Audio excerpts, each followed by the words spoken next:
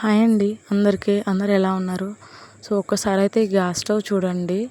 ఈ కంపెనీ వచ్చేసి సూర్య ఎపెక్స్ అనమాట. 3 బర్నర్లు. మేమైతే ఈ 3 బర్నర్లు చూసి అయితే కొంచెం ఫ్లాట్ అయిపోయి అయితే తీసుకున్నాం. అండ్ ప్రైస్ కూడా చాలా తక్కువే, 1500లో వచ్చిందని తీసేసుకున్నాము. అండ్ దీనికోసం అయితే మేము ఏ స్టోర్కి కానీ షాప్కి కానీ వెళ్ళలేదండి. ఊర్లో కొంతమంది అయితే అమ్మడానికి వచ్చారు. సో వాళ్ళ దగ్గర చూసి అయితే మా హస్బెండ్ తీసుకున్నారు. ఇది ఎగ్జాక్ట్గా తీసుకొని 1 ఇయర్ కూడా కాలేదండి. సో ఇలాంటి గ్యాస్ స్టవ్ మీ ఇంట్లో కానీ మీ ఫ్యామిలీ మెంబర్స్ ఎవరింట్లోనైనా ఉంటే సో ప్లీజ్ వాళ్ళకైతే ఈ రీల్ని అయితే షేర్ చేయండి. నేను యూట్యూబ్లో ఒక వీడియో చూసానండి, ఒక 4 months బ్యాక్. అది చూసిన దగ్గర నుంచి నేను చాలా కేర్ఫుల్గా ఉన్నాను దీంతో. సో అంటే వంట మొత్తం అయిపోగానే వెంటనే ఆ వేడి మిన్ని వాటర్ పోసేసి క్లీన్ చేయకోకుండా మొత్తం కూల్ అయిన తర్వాతే క్లీన్ చేసేదాన్ని. సో అయినా కూడా లాస్ట్కి అయితే ఇలా అయింది. ఇంకా నా అదృష్టం అనుకుంటా అండి. నేనైతే మా బాబుని ఎత్తుకొని వంట చేస్తూ ఉంటాను, పిల్లలతోటే ఉంటాను ఎక్కువ అక్కడ.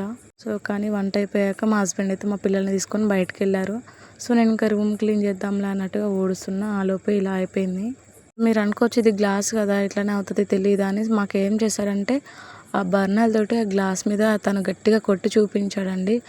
సో ఇది విరగదు, వేడైనా సరే విరగదు, పగలదు అని చెప్పాడు.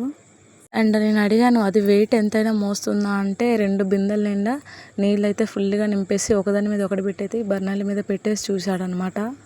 సో ఇంకా మా కళ్ళ ముందే అలా చేస్తే ఓకే లేదు చాలామంది ఇళ్ళల్లో ఉంటున్నాయి కదా, సో కంపెనీ నేనేమో గట్టిగానే ఉంటాయేమో అనుకున్నాము.